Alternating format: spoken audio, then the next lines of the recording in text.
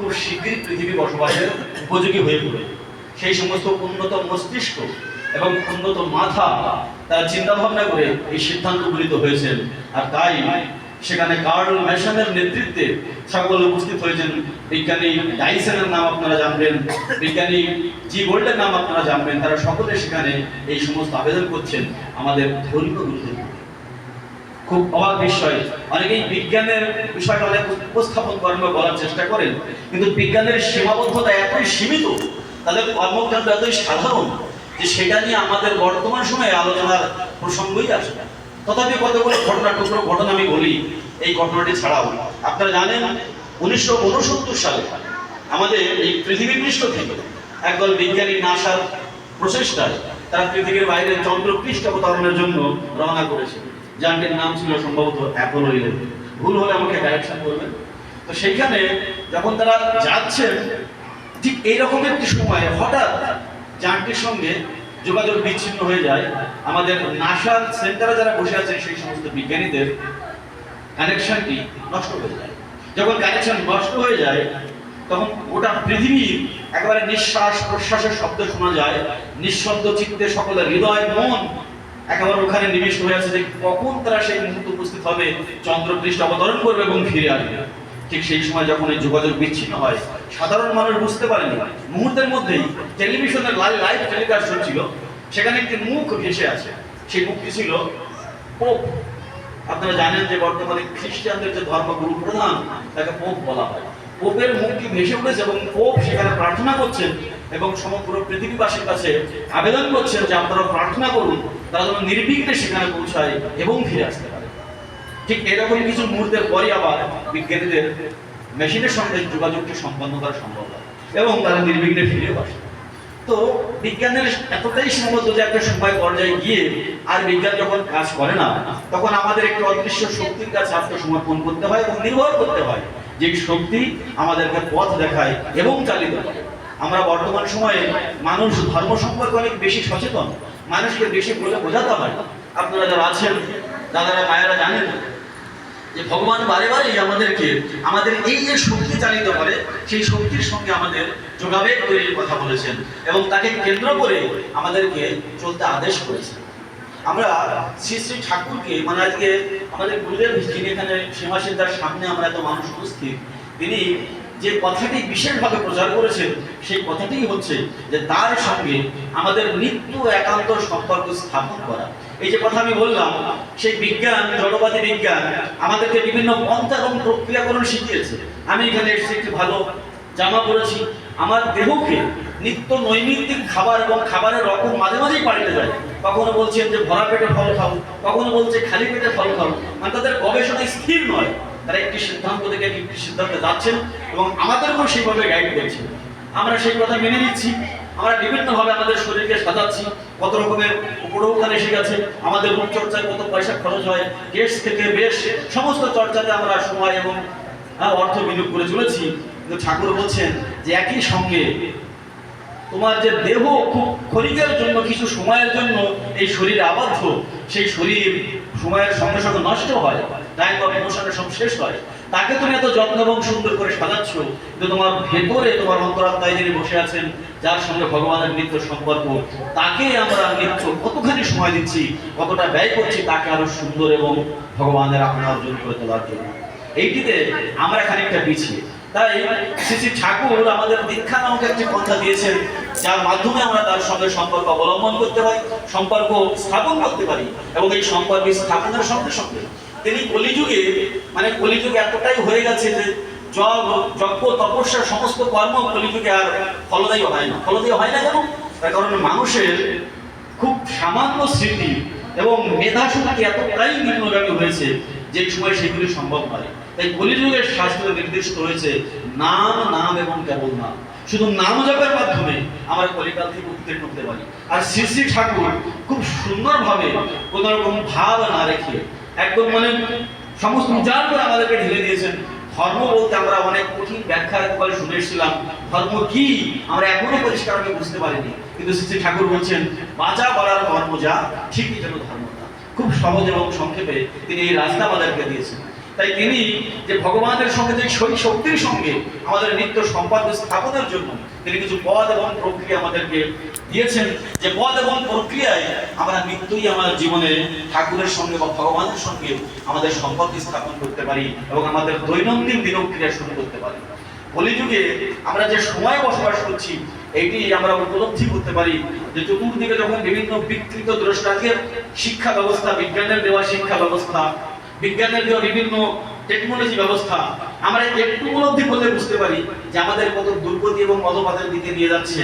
আমি বিজ্ঞানের নিন্দা করছি না, কিন্তু বিজ্ঞানীরাই এখন বিজ্ঞানের নিন্দা মন্ত্রে ব্যস্ত আছে। আমি বলছি কিরকম যে শিক্ষা ব্যবস্থা তারা প্রণয়ন করেছে, এই শিক্ষা ব্যবস্থায় শিক্ষিত মানুষের আচার এবং আচরণ যদি আপনি একবার লক্ষ্য করেন, দেখবেন যে সেখানে দুদণ্ড বয়োজ্যেষ্ঠ মানুষের সম্মান নেই, জ্ঞানীগুলির তেমন আরোই অবস্থা খারাপ।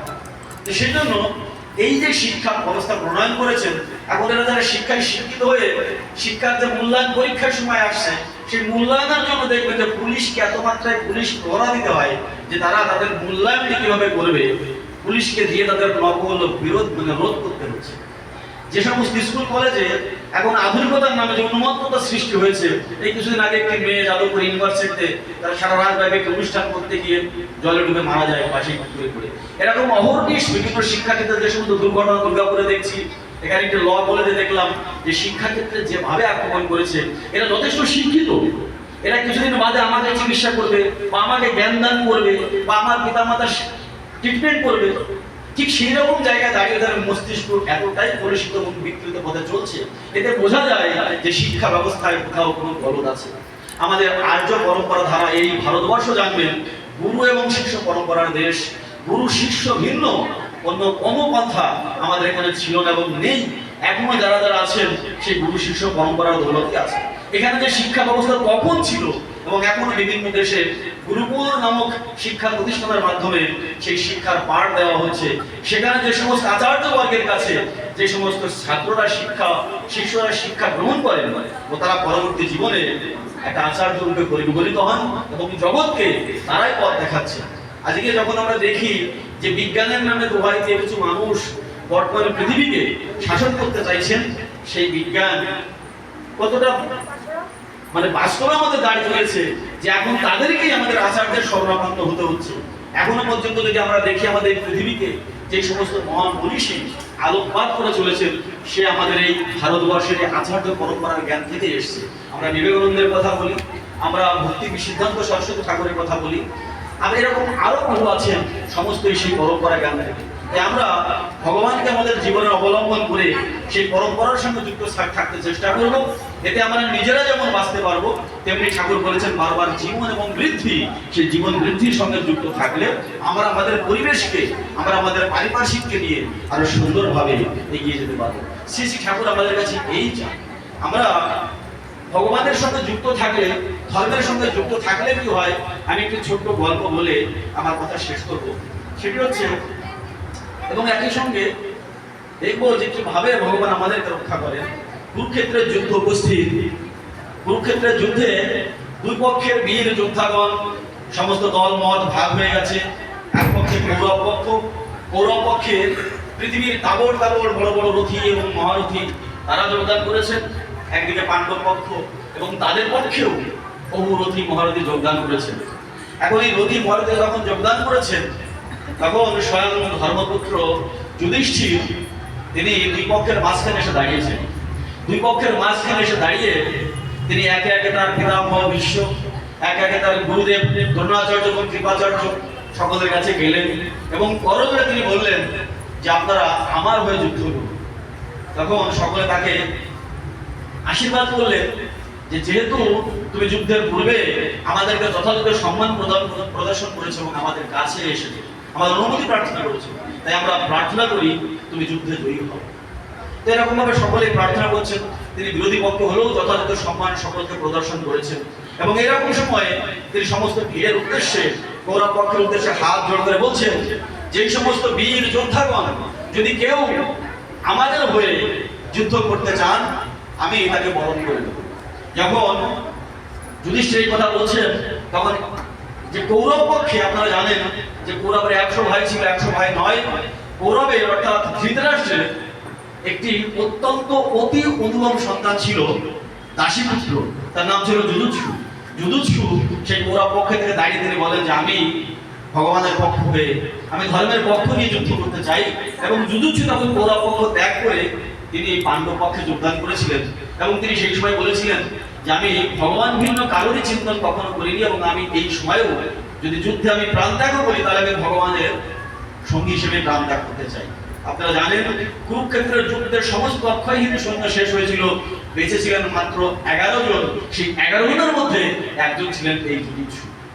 আপনারা মহাভারতে দেখবেন। তাই ধর্মের সঙ্গে, সত্যের সঙ্গে যদি আমরা থাকি, আমাদের মধ্যে কিছু বিভ্রান্তি আছে, এখনো আমরা শ্রী শ্রী ঠাকুরকে আমাদের জীবন দেবতা হিসেবে পুরোপুরি ভাবে নিতে পারিনি। তাই অনেকে এখনো মাছ মাংস খাবো কি খাবো না, ছাড়বো কি ছাড়বো না, এইটাই ভাবে করবো কি করবো না, সন্তানকে এখন থেকে আমরা নিরামিষাশী করলে তার কি শরীর স্বাস্থ্য ঠিক থাকবে কি থাকবে না, এই সমস্ত বিভ্রান্তি থেকে বেরিয়ে আসুন। নির্বিঘ্নে বলছে শ্রী শ্রী ঠাকুর ঘোষণা করেছেন, আমরা ঘোষণা করছি, আপনি অকুণ্ঠ নিষ্ঠায় ঠাকুরকে জীবনের আচার্য করে চলুন। নিশ্চিত থাকুন একটি অনিষ্ট আপনার জীবনের উপর দিয়ে বয়ে যাবে না। মুশকিলটা হলো আমরা ভাগ এবং ভাগি রেখে আমরা আমাদের আচার্যের সঙ্গে সম্পর্ক স্থাপন করি, শ্রী ঠাকুরের সঙ্গে সম্পর্ক স্থাপন করি, আর এই ভাগ এবং ভাগি যেখানে রাখি, ওই ভাগ এবং ভাগ দিয়েই আমাদের জীবনে দুঃখ এবং বিপর্যয় নেমে আসে। সেটি আমরা বুঝতে পারি না। আমরা তখন একটি তার নাটকীয় ক্রন্দন করছি, হে ভগবান, তোমাকে আমার জীবনে অবলম্বন করে নিয়েছিলাম, তথাপিও আমার জীবনে কেন এই দুর্ভাগ্য এসে উপস্থিত হলো। কিন্তু আপনি একটু অনুধাবন করুন, দেখবেন এই দুর্ভাগ্যের পেছনে আমারই কোনো না কোনো ভাগ এবং ফাঁকি। শ্রী ঠাকুর বলেছেন ফাঁকি দিলেই পেতে হবে তা, আমি যখনই ফাঁকি দেবো ওই ফাঁক দিয়েই আমার জীবনে আসবে। কারণ এই বিভ্রান্তিকার পরিস্থিতিতে শ্রী শ্রী ঠাকুর অনুকূলচন্দ্র কোনো আশ্রম প্রতিষ্ঠা করেননি। আপনারা জানেন তিনি পাবনার দেওঘরে 2টি আশ্রমে তার আবাসস্থল, বাকি তিনি আশ্রম সৃষ্টি করেননি। তিনি বলতেন ভক্তের হৃদয়ই আমার আবাস হয়, আর বলতেন প্রত্যেকটা পরিবারের একটি আশ্রম হিসেবে প্রতিষ্ঠা লাভ করুন। আমি এটি চাই। তিনি চাইতেন যে প্রত্যেকটি মানুষ ঠাকুর হয়ে ওঠে।